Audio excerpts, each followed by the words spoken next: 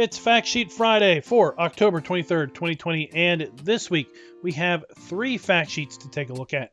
It is just 3 more weeks and 2 more Fact Sheet Fridays before the release of the Alpine Farming Expansion, Farming Simulator 19, as well as the Premium Edition, which includes all previously released DLCs, including the Alpine Farming Expansion. So if you're behind on DLCs or you're just looking to get the game and want a good way of getting caught up, well, the Premium Edition just might fit that bill. Now, our first fact sheet today is the Rigitrac SKE 50 Electric.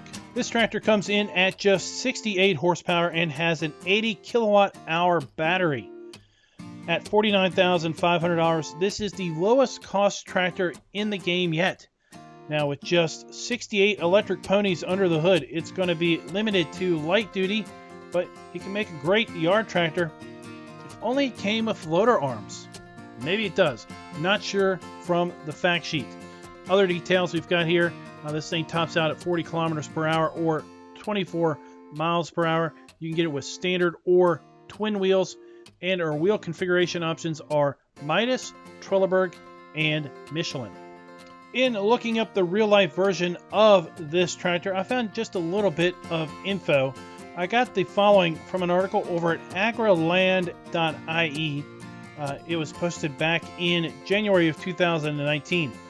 In that article, it said it can run up to 5 hours on a single charge, depending on the nature of work. Of course, the tractor has 5 electric motors.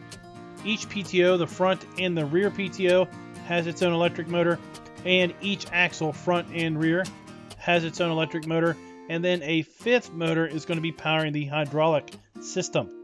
This tractor has a regenerative braking system, kind of like F1 cars. It helps to replenish the battery.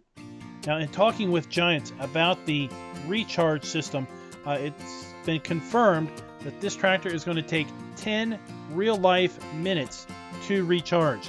That's not 10 in-game minutes. We can't fast forward this thing and get a full charge. We've got to sit there for 10 legit minutes to charge this at the charging station. Now, details on the charging station were not overly forthcoming when I was asking Giants about those. Our second fact sheet of the day is the Pottinger HIT 8.9T. This is a tedder. Now, it has a working width of 8.9 meters and is just a hair wider than the in-game Kuhn GF8717 that costs $16,000 and has a working width of 8.7 meters.